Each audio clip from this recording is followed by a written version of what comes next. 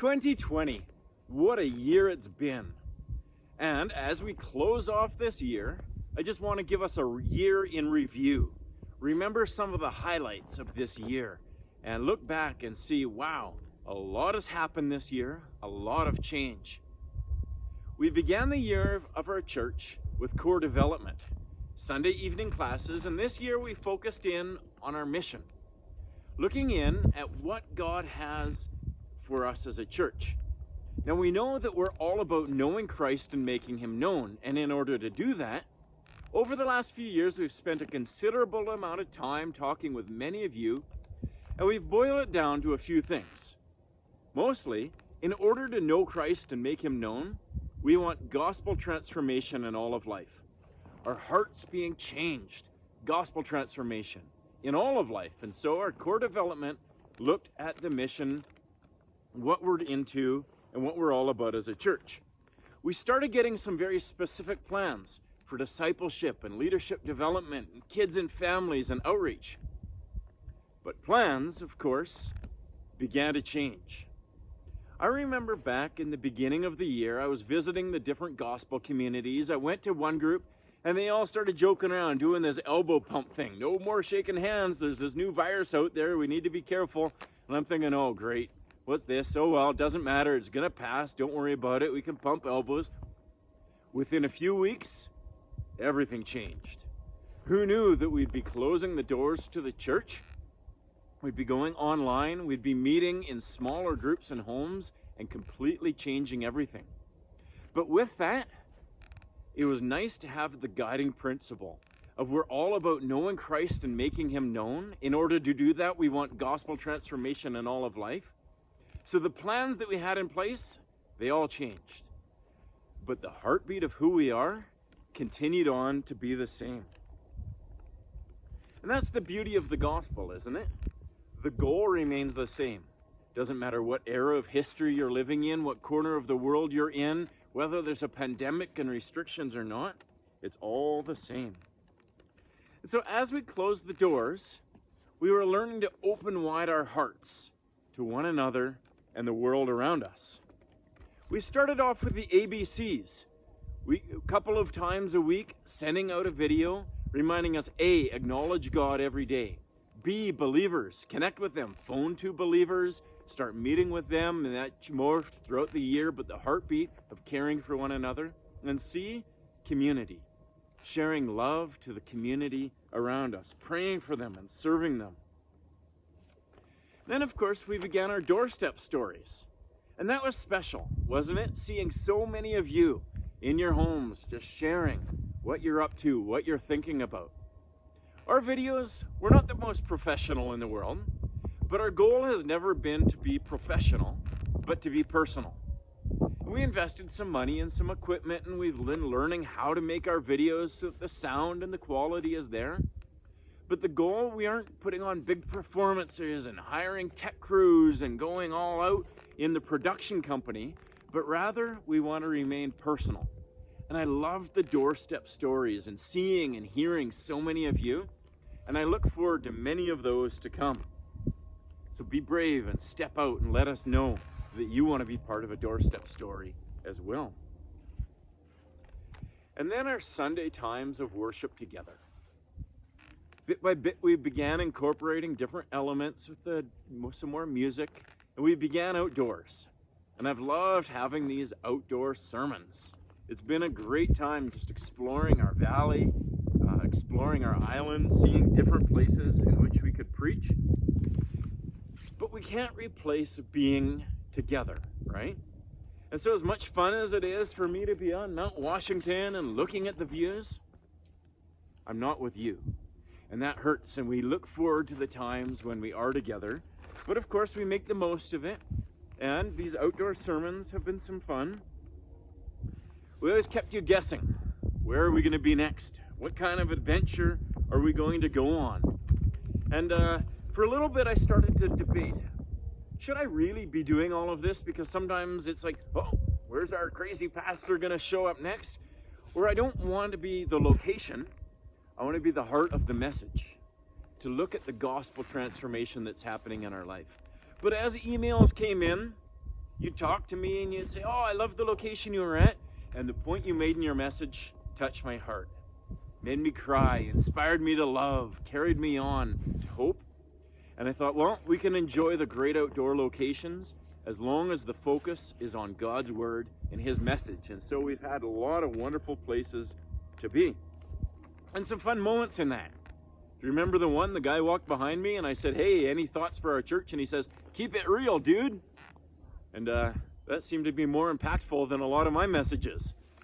And then there was Easter, the sunrise service. I got out on the boat and it was wavy and I got seasick trying to look into the camera. It was horrendous. I was sick all day long and did not like that one.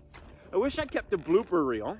We could go back and look at all the bloopers, but too much ministry to do and our focus isn't on just keeping the bloopers and the highlights. But that sure would have been fun, as we've had some fun moments. Going up the mountains, crossing glaciers, rappelling off cliffs, going to beaches, parks around our city, many wonderful places. And then we began Zoom prayer together. Wednesdays we'd meet online at some special times praying for one another. And we haven't had Zoom prayer in a little bit. I hope it'll start up again in the new year. Maybe we'll be able to meet in person again pretty soon. We'll have to wait and see what our province says. But prayer is so important for our church. You're praying on your own. You're praying with others when we can gather to pray online. What a special parts those are. Some other highlights from our year in 2020. Mother's Day and Father's Day parking lot events. Father's Day, I wanted to order 300 cheeseburgers. My staff told that was crazy. So we went down to 100 and it was still a few too many.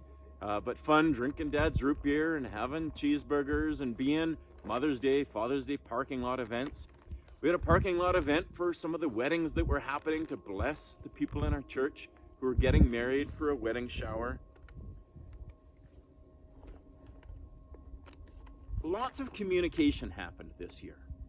I don't know how many of you I heard from saying you're feeling so connected, cared for. People are reaching out to you, emailing one another, phoning one another, visiting with one another. And the change, it does that, doesn't it? We don't have our regular Sundays for a large part of this year. And so we learn new ways to love and to care for each other. And it's important for us as a church to always remember, even as we grow bigger, to be smaller, to be personal, to love and care for one another. And our vision was crucial.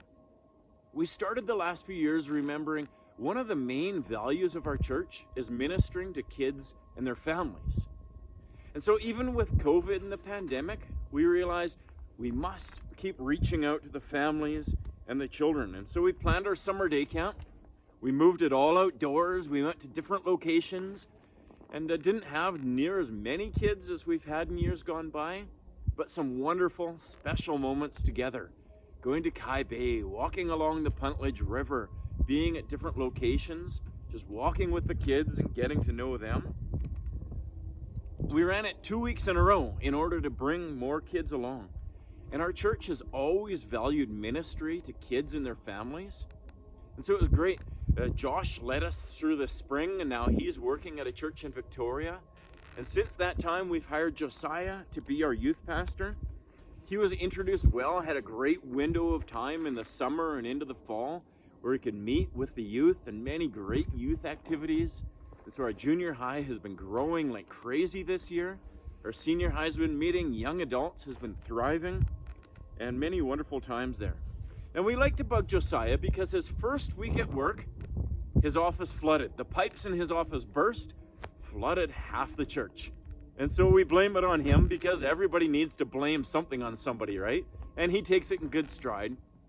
And I loved how our church rallied together and put things back together. The insurance company was good for us and paid for everything. Our volunteers did all of the work, and it's in tip-top shape. New carpets, new linoleum, vinyl in the hallways. It's wonderful. Then, of course, with Josiah coming on as our new youth pastors, Randy's role has changed. A lot of care, visitation, young adults, and music. Things he'd already been doing, but now he has more time and energy to put into those areas. But of course, this fall, coming back to in-person gatherings in groups of 50, Randy and Julie were working on a lot of our live streaming. We had summer students. David Legoff, he put a lot of work to set up our live stream, and then this fall, Randy and Julie have been working hard on that, getting that going, because we recognize not everyone's comfortable or should be having in-person gatherings, and we don't want anyone to be left out. So we put our energies into the live stream so we can meet in person, and you could join us from the comfort of your homes. 3 gatherings. We have a 9 o'clock, an 11 o'clock, and then an 11:15, and the 11:15 was down in the gym watching what was happening just a few moments earlier upstairs in the auditorium. And the 11:15 was special in that it was a lot more personal and interactive. They'd pause the sermon halfway through and have a discussion, more times of prayer together, and that was great. Your faithful and generous giving has enabled us to do a lot of ministry this year. And we've loved seeing how God has provided for our finances, how we've continued supporting our camp and our missions, being a blessing to the community around us, and thriving in so many ministries. We brought on an intern this fall. He's with us from Miller College of the Bible, and Nathan's been doing a great job. Not everything we had in store for him, as we thought he'd been running Bonanza. We haven't had that up and running yet, but he's a trooper and he's doing well with the tasks he's been given. This year there's been baptisms, a number of funerals at the beginning of the year, lots of change in your own personal lives and in our lives as a church. Our gospel communities have had to adjust and feel whiplash. How many can meet in a home, and what are our restrictions, and let's meet in outdoor locations. But the importance of us meeting together, being in groups, supporting each other, and looking into God's word and praying for each other has been crucial and has been such a help and blessing to so many. Christmas sure was different this year. We had a lot of plans, and those had to change as things closed down and we had to learn to open wide our hearts again. I really wanted to feed every single one of you a turkey dinner and deliver it to your house. We had to scale back those plans with some of the restrictions. Most of you didn't get a meal, but we did get to bless 75 people with a dinner delivered to their home. And then we got to participate in Santa's workshop. Your generosity was so appreciated by Arden Elementary. Your generosity throughout the year giving to the Benevolent Fund enabled us to give around $9,000 of gift cards to people who are going through struggles or need a blessing in our church, in our community. And Christmas Eve, of course. Wasn't that a wonderful time? Just enjoying Jesus and watching all the things that unfolded in our Christmas Eve service together. And now it's New Year's. Happy New Year, everybody. And I look forward to 2021.